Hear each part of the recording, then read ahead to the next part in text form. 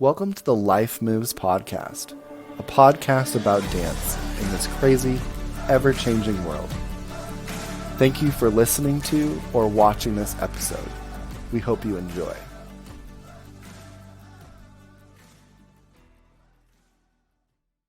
Hello, everybody. My name is still Michael Montoya, hanging out with Todd Wilson, of course, How's everyone doing? the Todd father. So we've been kind of just messing around here with these new microphones. Woo. And you know what these microphones are for, ladies and gents? Why? They are for more Life Move podcast episodes that we have lined up starting a week from today. Friday, January 22nd, I believe, is going to be our first Life Move Yes. podcast. Our first since a few months back, right? Yeah. I think it's 2 weeks. Is it in 2 weeks? 2 weeks. Okay, so 2 weeks. All right. Well, somebody could be listening to this a week from now, and I'm just trying to cover all the bases. So we're going to start doing this thing again. For those who aren't familiar, how would you describe the Life Moves podcast, Todd?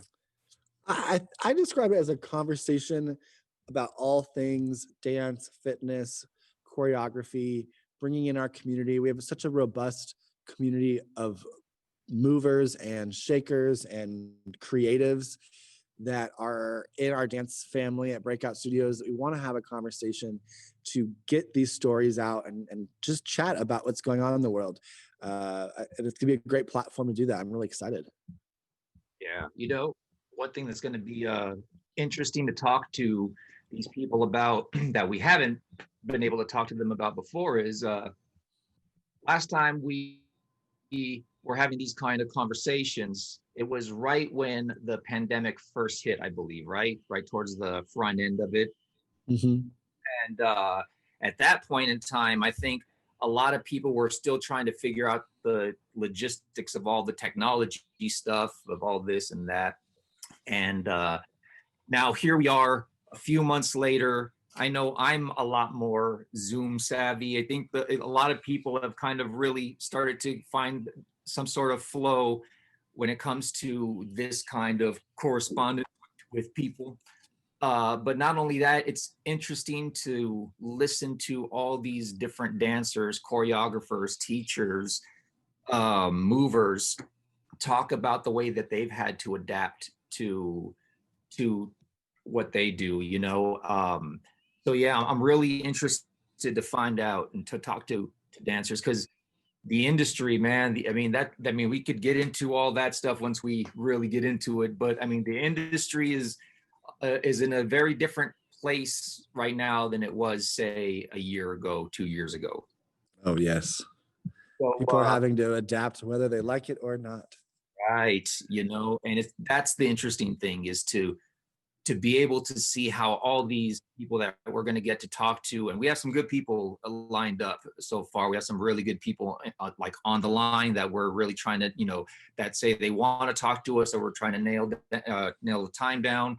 We have people that we already have scheduled, and I'm really interested to hear what, you know, just really have a human conversation with these people, a lot of people that we may really look up to and who've done a lot of great things, and who a lot of us have had to kind of start square one and kind of really revisit what their relationship is with dance, you know, and how it plays into their life. I think it's a good time for this.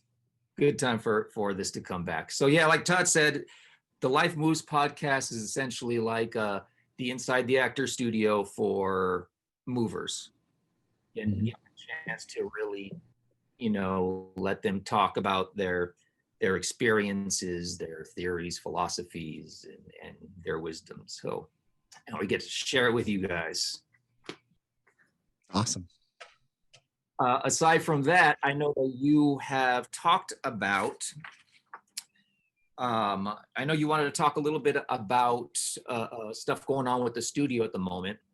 Do you want to Yeah. So, some exciting developments. We released a letter, a plan of action for our reopening. And what that means, because we've obviously been doing our online classes, we have over 500 recorded, uploaded classes right now on YouTube.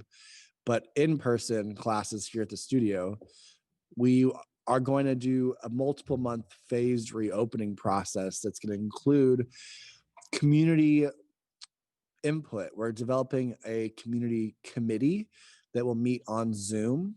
And if anyone's interested in joining that committee, email me, todd.wilson@BreakoutStudiosTucson.com.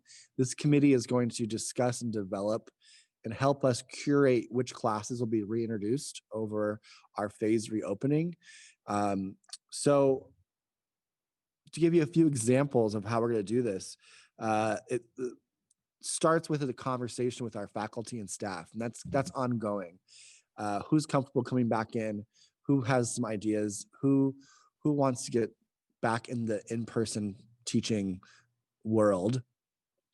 And then development of that community committee. Get those folks on board, meeting on Zoom every couple of weeks, discuss how things are going and what community input. We want the community of Breakout to be a big part of our reopening and basically the reformation of the studio.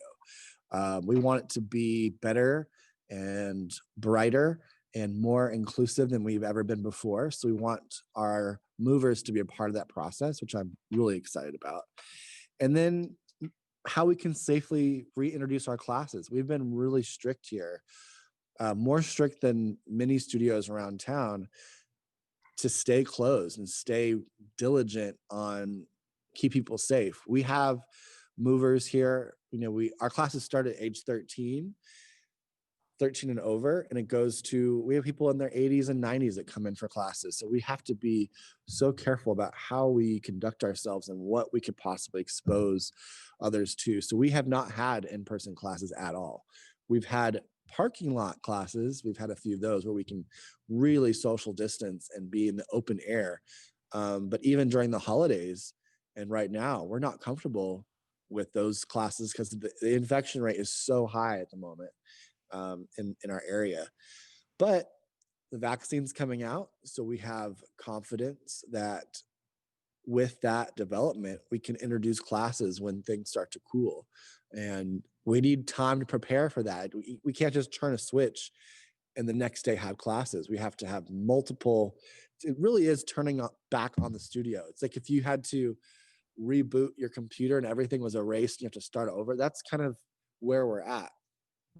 Luckily we have the support of our staff and of our community, so there'll be a lot of help, but we want to make sure we're doing this the right way. We don't want to cut any corners. So, after we meet with these folks and have a conversation and release as much information to the community about what we're going to do, we'll start to reintroduce classes. So for example, and this is the fourth step in our reopen process, we decided to take dates off. We had specific dates on our letter, but we decided to take those off because that's just probably not going to hold true. We got to just go with it like we can right now. So the first, yeah. I said, you gotta move with life. yes, life moves. So the first phase of the studio reopening, and granted, this probably won't be for a few months, but the first reopen phase that we'll be launching will be 10 in-person classes spread out over a week's time. So at most, we'll have 2 classes within a day. So there's time to clean, there's time to social distance. So it's not going to be a lot. 10 in-person classes. Of course, we're going to cover dance cardio. We're going to cover all of our most attended classes. Well, actually, dance cardio might stay outside because we have a lot of people, but all the classes we know people are going to want, we're going to put back in immediately. 10 classes. We're going to limit the attendance to 8 people per class. And that is our phase 1 reopening. Now, next month, we're going to obviously reevaluate. Our community committee will take a look at it. We'll take a look at it, make sure there aren't any infections, make sure we're doing the right thing. We're going to have a phase 2, which we're going to increase to 20 in-person classes and 15 movers in the studio. So again, now we're into the second month of our reopening. We've hopefully gotten the vaccine. This is, again, months from now. We're probably talking about in the summer at some point. So that's our second phase, 20 classes. Now we're talking about 2 to 3 classes per day with space in between, and 15 movers allowed in the studio at any time. Again, masks are still going to be involved and social distance. We probably won't tape out squares like you see at the youth studios and some other. We're going to just trust that everyone will know what to do. And it just continues from there. The more time that passes and the more time that we can be safe and see that things are going the right way, will add to the schedule.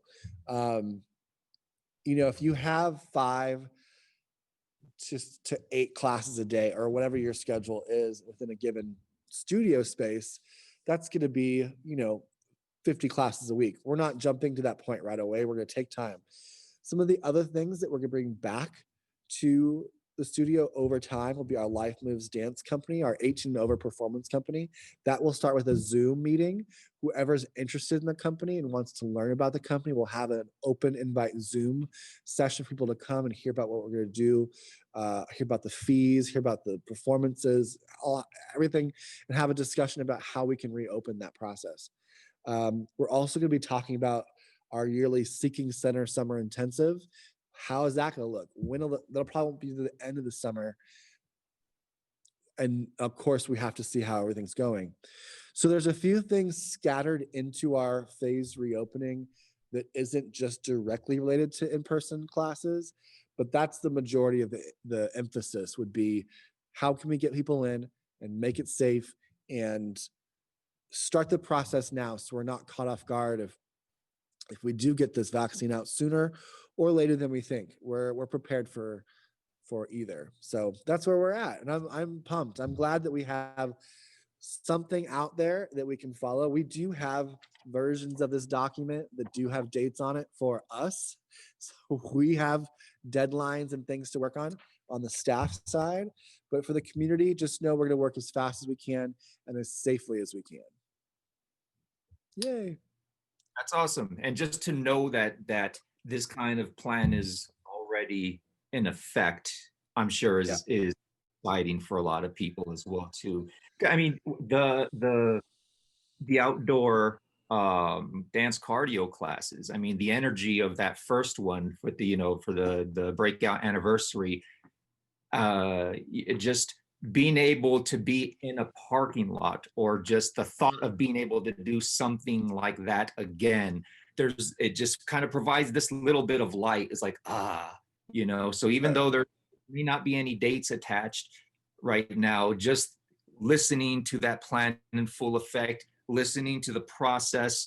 I'm a tattoo artist. I haven't tattooed since March, but so before March, I was a tattoo artist. But, when you're talking about cleaning up the dance studio after every class, I'm thinking, well, yeah, it's a lot like tattooing. When you're breaking down your station, you're sanitizing everything, you're doing it. And I'm thinking about this whole process. I'm like, yeah, that's a really good idea. And then suddenly it kind of makes sense to me, and it kind of feels more realistic, because something that I think there's something in a lot of people's heads right now of, it's just, you're like, oh, when will this ever happen? Oh, a room full of dancers. It just doesn't sound realistic performing. It doesn't sound realistic. But when I hear stuff like that, when I hear the logistics of, well, this is how we're going to do it. We're going to do this. And when I never even stopped to think about cleaning and breaking down a dance room the way you break down a tattoo station. It's like, okay. And then suddenly I'm like, yeah, man, if they broke down a dance studio the way they broke down a tattoo spot, where you're just disinfecting everything, it's like, that'd be awesome. That'd be a good feeling going into that dance room. Then suddenly it just kind of seems real. Like, okay, there's a plan in effect, and there's a vaccine that's like on the horizon, and there's, so that's good. That's all very good news. That's awesome. I'm excited. Yeah, I am too. I think the hope, even without classes happening right now, the hope kind of springs life into what we're doing here, you know, and it gives us such great motivation to keep going and keep working so hard. I mean, some days, you know, we talk amongst ourselves that it's just really, we really feel defeated. And that's with such a great community of people that are always there. And I'm not discounting that at all. But some days when you're here and there's no one here and you're teaching to a cell phone or whatever you're teaching to and you're by yourself, it's just, we're so used to our language of movement and our communication and our community. One of my favorite, but I brought this up before, one of my favorite parts of teaching dance cardio is when the class ends and I go over and I thank Herm or whatever I do, and I turn around and I see the most eclectic group of people you could possibly imagine, all having conversations and talking about the hike they planned for this day.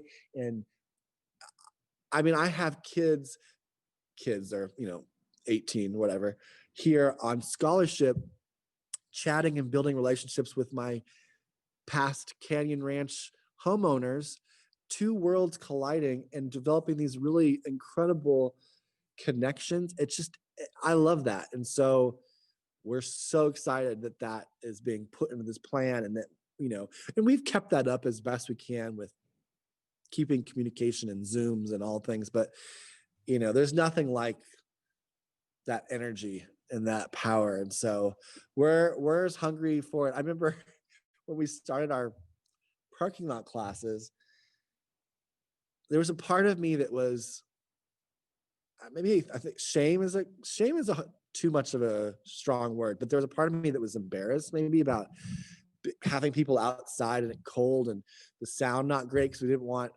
people to get upset in their back, because there's a community of, you know, neighborhood behind us. It's not businesses. And so the structure of it wasn't as I wanted, and it wasn't like being in the studio.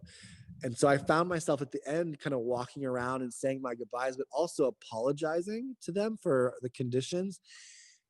And everyone was like, don't apologize. We're so thankful that you're doing this. We're so grateful to be dancing. And no one cared. You know, of course we want to be on a sprung floor. Of course we don't want to be dancing on concrete, trust me. But just the fact that we can see each other and move, and those will be coming back. We're just need things to whoop a little bit before. Plus the holidays, it was tough to get everyone together. But yeah, it's something about movement. We've touched on this before, but is that universal barrier breaker, communication igniter, friendship builder. I mean, it is such an incredible conduit of humanity.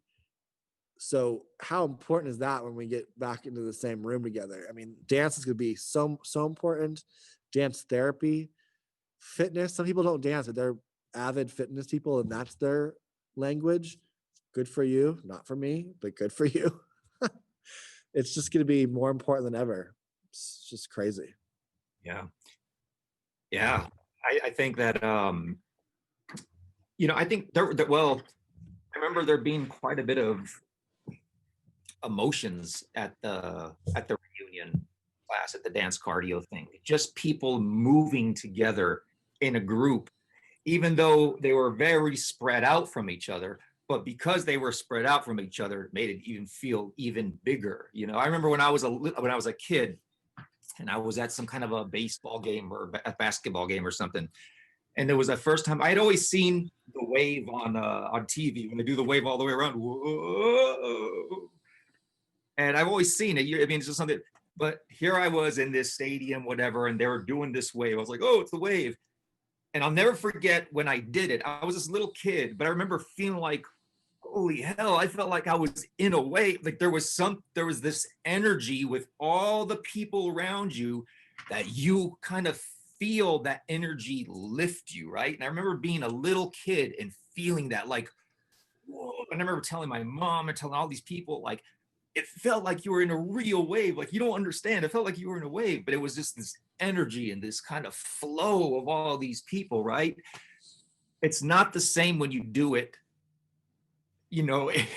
by yourself. You could try to replicate it, but there's just something about people moving together, people moving together, and just whatever that energy is, the force, call it the force, the dance force. It's true. Yeah. Well, I mean, we're made of electricity. We're made of all these different elements that are the ebb and flow with how we feel. If we're listening to music, if we're not, if we're around other people that we care about, it's going to change us physically without us knowing it. Yeah, it's really, I've been doing my destination dance events on Zoom. We've done a few over the last few months. We got 3 scheduled for this year so far. DestinationDance.biz. In Destination Dance is based on travel. It's based on being in person, and we haven't had that. And I remember the first event that we had back together in September. We usually are in New York together in September. We do an event once a year in New York City. 35, 40 people, faculty from all over the country are flown in. It's kind of a big deal for us, for our little group. We do dinners together. We go see shows, and not having that, but having the Zoom and we did a rap conversation at the end of it. And it was just incredible because of the dance that just happened all day, and because of the emotions of the time. People just let it go and release some energy and shed a tear. And we all talked, and we, connected, and movement is important for all age groups, obviously. Obviously for kids, structure and development and creativity and emotional intelligence, all those things. But there's something special to see an adult come back to movement or use movement in a way to soften themselves a bit and to give in to their own humanity. And I can't tell you how much I lean into that with my destination dance folks. And it's the same at Breakout. Breakout's more consistent. I think that's probably why I don't think about that element as much, but destination dance always kind of surprises me.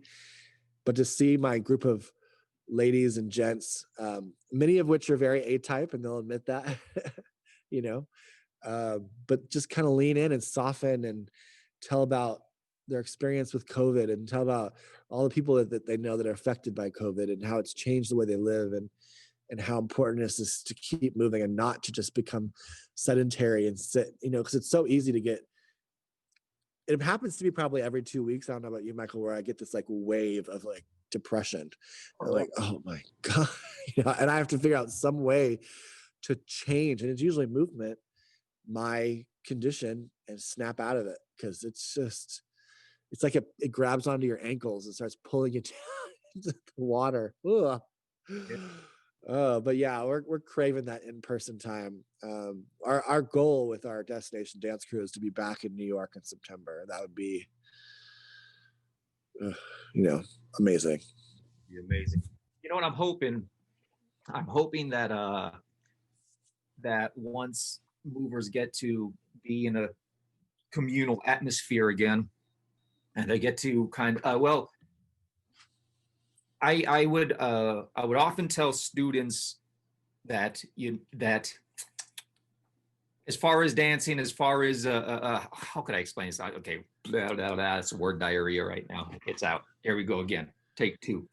So dance. I've often explained my connection with dance, or something I appreciate about dance is about how, oh my God, I just talked myself completely in a circle. What were we talking about again? Okay, the movement. Here we go. Take 3. Join us on January 22nd. Podcast when you're going to get a whole bunch of us, only with a third person. We'll tell you. So the connection that people have with dance if you're freestyling, let's say, to some kind of music and all that, okay, dance, it's easy to fall. Oh my God, listen to me, Todd. Are you sure you want me to do this with you? Yes, that's fine. You're working it through. Don't worry about it. It's all good. I'll explain this. Um, see, now I'm nervous. Now I'm nervous because I'm failing in front of all of these. All right, The here we great thing is, Michael, this one isn't live, so we can cut that out if you want. Or you can keep it. I think it's endearing, but whatever. Okay. Well, I'm trying to think of the irony is I'm trying to think of the quickest way to explain this thing, and I'm going to spend like a half hour on this whole deal. Dance is kind of reacting, right? It's reacting to the music. It's connecting to music. It's connecting to your atmosphere. If the music changes, I'm sure the movement's going to change. If the atmosphere changes, if the atmosphere is whatever the atmosphere is going to be, it's going to kind of play into your connection with dance, right? We have, without connection, like, as far as community goes, for quite some time. A lot of our dance stuff, a lot of the connection we get with dance is more so like this here on a screen, on a phone screen, on a computer screen, and now it's been almost a year now since. It's crazy to think about. I'm wondering if people, once they do get back into an atmosphere where there are people, if it's going to ignite something in them, because I wonder if there's an element, this community element that everyone kind of took for granted before all this happened. So to truly dance together and to really absorb the atmosphere and the energy of all the people, like the wave, I'm wondering if it's going to be this weird shock to your system. I was bringing up the freestyle. The reason why I was bringing up the freestyle thing is freestyling, or battling or whatever. I would always tell kids that to not listen to anything rhythmic, any beats, any hip hop music, any break beats, anything like that. Just for a couple days, don't just listen to classical music, listen to score, listen to something completely out, that's just completely far away from what you're about to dance to. And so that way, when the day comes and you're about to do whatever you're going to do, you're going to battle, you're going to freestyle, you're going to this and that. And as you're walking up to this building, as you're walking up to this area, and you hear the bass of the music from the inside building as you're walking up, that whoa, whoa, whoa, whoa, whoa, whoa, whoa, whoa, whoa. And you're walking up, suddenly you have starved yourself of all of that, right? For a while, you've been nourishing yourself with other things that have really been fulfilling you and making you really think and making you this and this and this.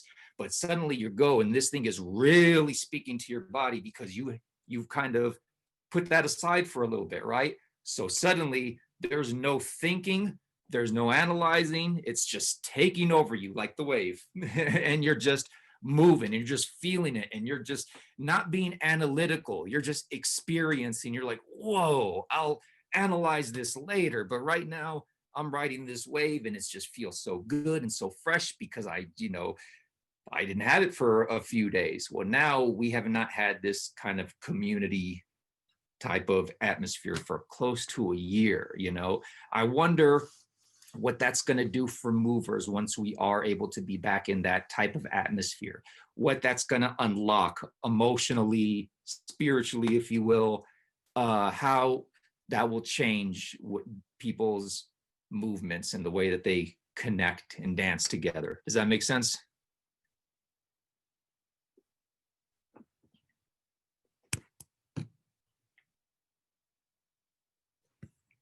Oh, wait, I don't think I can hear you right now. Sorry, I turned off my mic. I was like, wait, is that me? I think Time Magazine said the phrase of the year was, "You have your mic turned off." Like the most said phrase this year was, "I think your mic's turned off." Anyways, yeah, no, I was saying that it's like we're all artists, I think in general, are people where these spring-loaded toys have been pushed down and held tight for the last year, and we're just ready to pop. there's going to be popping all over the place. People are going to be creative explosions. And also a truth about art is life experience. And unfortunately, sometimes, life battle wounds and time and learning lessons will aid us in our art. We have to know all about life and know the lows and the highs and the side to sides to create. And people have been through it, and it's going to lead to a artistic explosion and revolution in a way. People are going to be I've actually been enjoying, on Apple Music, they have sort of this home creator category that's really cool, where artists, and they can be big artists or they can be more newer indie artists, are creating from their home studios and releasing music just on the fly, not through studios, not through anything, just for people to enjoy. There's nothing attached to it. It's just on Apple Music, and it's been incredible. It's just exploding because people are home. They have the time. They have something to say. There's so much to talk about. There's so much inspiration, and that is going to bleed into our world because one, music is one of our major paintbrushes, and also we are inspired by the news of the day with our movement and choreography and concepts. There's a show I've been wanting to do since the day I moved to LA, and I sat on the floor of my studio apartment and I took that gulp because I realized that I was alone, and I've never felt more alone. It was the craziest feeling when my parents left, my sister left, and I'm in one of the busiest cities in the world. It hit me that I had to, like, okay, this is adulthood. I have to pay rent, and I've got a job in the morning. I have to go to this massive LA gym and deal with these people. And, it hit me. So I created this show, and not until recently, 10 years later, 12 years later, have I been like, you know what? It's time. It's really time for me to create on that level. Like I haven't in so long, because I've been in this just, sometimes we need a shove to get out of the monotony of our routine, just for the longest time in the last few years. And I wouldn't change it for the world, because I love Breakout, but Breakout has been my number one focus, and it has needed to be. It has really needed someone to be here to guide it to where it is right now. And I feel like with the reopening, to be honest, hopefully with some help from the government financially, new birth of this business, I think it's going to allow so much creativity for so many people. And I want part of our reopening to be about that. Maybe we develop a time throughout our schedule when it is safe for people to be here, where it's just open to creatives, creating music, choreography, meditation, like whatever it is. Like, we're here by ourselves mostly of the time and during the day. What if we had time for creatives to be, this is just hit to me right now, so I don't know the specifics, but yeah, I'm just pumped. I mean, I know there's a lot of fear, and I know there's a lot of madness right now, but you've got to be optimistic and have, look to the progress and look to where we can be. I think that's really important. Yeah, it's hopeful to even be talking about having a plan, and to be talking about that the vaccine not being an idea. It's there's a lot that's there's a lot of good right now. A lot of stuff to be hopeful for, and there's a lot of things to look forward to, and when that does happen, it's gonna be awesome to see how people apply everything that they've learned and absorbed during this time into the movements, and to see what kind of person it makes you, what kind of mover it makes you, what kind of creative it makes you. And that's not to say we don't recognize that there's a lot of pain out there, and there are people that need help, and that a lot needs to happen between now and that point. Like, that's not, we realize that it'd be just so fun for everyone just to, run into a studio and not have to work and just start twirling about. But I know for me, accessibility has always been a big deal.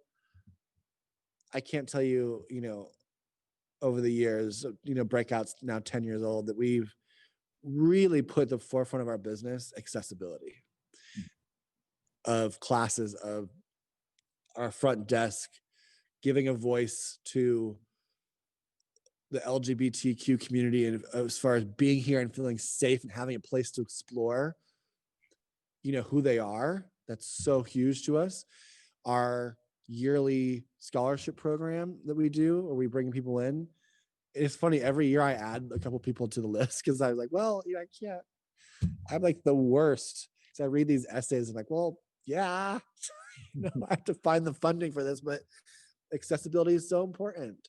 But we recognize that we got some work to do. We got to support each other. Hopefully some changes with our government. But yeah, when we're at that point, it's going to be a lot of fun to experience and to see where people take their art and what we get to enjoy. That's the nice thing with being in this community, is we get to enjoy other people's work, and see what comes from it all. But until that does happen, we are planning on like we said before, we're planning on starting the Life Moves podcast again. This kind of format right here. First one we're gonna do is gonna be on January 22nd, Friday, January 22nd, correct? Correct. You want to let them know who that's gonna be with? Yeah, so we'll be bringing on one of our friends that Michael and I both know, Josh Carter. He lives in Chicago, Illinois. He's a dancer, creative, choreographer. I met him here in Tucson at the University of Arizona School of Dance, where he graduated from, and then moved to Chicago to be in the Gus Giordano Dance Chicago 2 company, and really exploded in the choreography world and choreographed for other big companies in Chicago and for his home of Gus Giordano Dance Chicago. So it's going to be a great conversation. He has really been a part of the Chicago community, staying healthy and staying in business in Chicago. So he's going to have a lot to say, and I'm excited for that conversation. Yeah, he's a lot of fun to talk to. I've actually tattooed him a few times, and yes. I always look forward to it because we talk about just dance stuff, really just get really into it, and I'm sure it's gonna be a lot like this year. Oh, excuse me, my yeah, no, he's great. He's a but character. So that'll be January 22nd. I'm sure there'll be stuff posted before then and all that. Are we gonna do? But yeah, I'm not sure. We'll start taking questions from people. Are we going to be doing that one live? Yeah, that one will be live, and I'm going to do some more research on how that's going to be pulled together and which platform we'll be using, whether it be Instagram, Facebook, or YouTube. But we'll make sure we announce all that and give you some time to prepare. If you have questions, you can always tweet or email or Facebook message. Breakout Studios Tucson is usually the handle that we use. But yeah, we'll make sure to release all that information so you know how we're going to be producing that event. Awesome. Well, anything else before we head out today? That's it. I'm excited to get back on this project. Life. Are we doing a video cast or podcast? Do we decide? I don't remember. I think it was video cast, right? Or what do you mean? As far as are we calling it Life Moves video cast or podcast? I don't know. I say probably just I just keep it. Cool.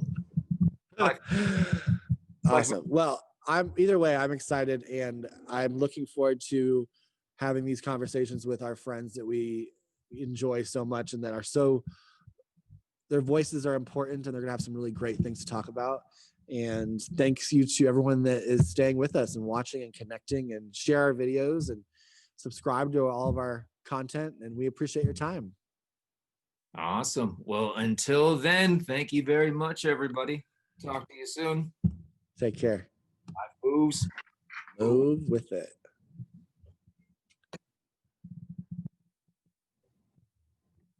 Okay, cool. So I can edit the ends of the start and the end of this. And then did you want me to take out that chunk? I don't think it was that bad when you were trying to find out. Yeah. If you look it back and see if you No, it's good. We're, you don't, perfection's boring, and you were getting the right thing together. Yeah. It's all good. It saves me work. So That's very true. Yeah. awesome. So are you going to upload this to this straight to YouTube the way you had it set up here? No, I'm doing a recording through Zoom, and then I have this secondary camera if we want to use later on for B-roll type stuff. But no, I'll throw it on iMovie or Final. I don't know if this is Final Cut worthy, and just slap on that graphic you made, the original graphic, and then I'll just put it on YouTube as an upload, not a live. Yeah. Okay. Sounds good to me. Sweet. Thank you. That was great. Yeah. Anything anything you need on my end? No, I think at some point we should create an intro. Okay. The little quick, video. I'll do that. I'll try to do that before this first one here. Something we've been using lately is the Canva program that we use that is sort of like a graphic design program. They have a lot of they have tools to create intros for things with like flying graphics, and it looks really clean. So we can always look at that too if we wanted. If you want to come by one day, we can jump in the iMac and play around. That'd be cool. I know. Well, Jez last night. Jez got right when she was leaving our house. She just said to Ezra, she's like, "You should check out Happy Feet. You should check out Happy Feet." He's like, "Happy Feet," and then she left. He's like, "What's Happy Feet?" So I put it on, and he watched the whole movie from beginning to end last night. And then as soon as it ended, he went to his room to go to bed, and he said, "Can I watch that again?" I was like, "Sure." So he watched it again, and this morning he said, "So I wanna learn how to tap by myself." Oh. And I'll do that for just a little while, but then I want you to call Jez and tell her that I need her to help me. But I need her to learn how to tap, but I want it to be at the studio. John. He's like, what is this? So maybe sometime this week I'll bring him and she could teach tap and we could figure out. One of Axel's presents was little tap shoes this year. We got them little tiny. That's awesome. It's just making noise with your feet is such a cool thing for that age.